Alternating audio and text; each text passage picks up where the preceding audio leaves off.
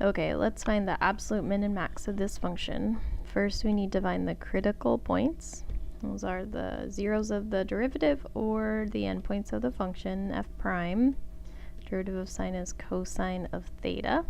We care where that is 0 or where it doesn't exist, but cosine's continuous, so this idea that it won't exist anywhere is not true. So we just care where cosine equals 0, and that's when theta is pi over 2, or negative pi over 2, or 3 pi over 2, or 5 pi over 2, pretty much any odd integer times pi over 2.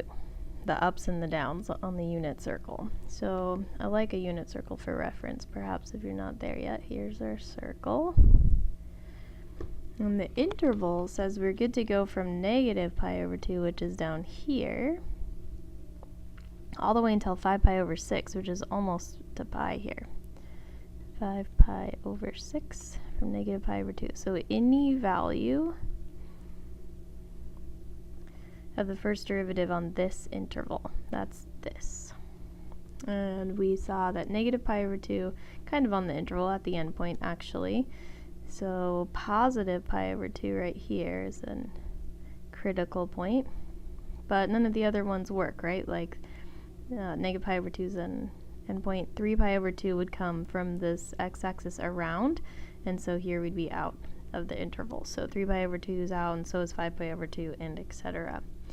So we add to that list, those are critical points of the first derivative. We add the endpoints to the critical points list, so negative pi over 2, then positive pi over 2, and then 5 pi over 6. Those are eligible to be extreme values.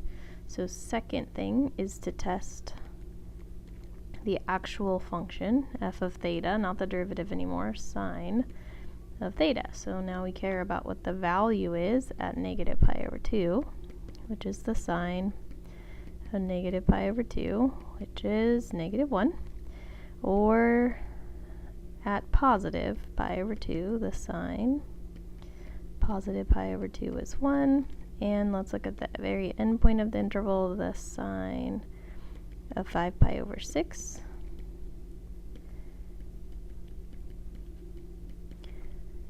It's positive half. So among these critical points, we see these values. We have to decide the largest one is the absolute max.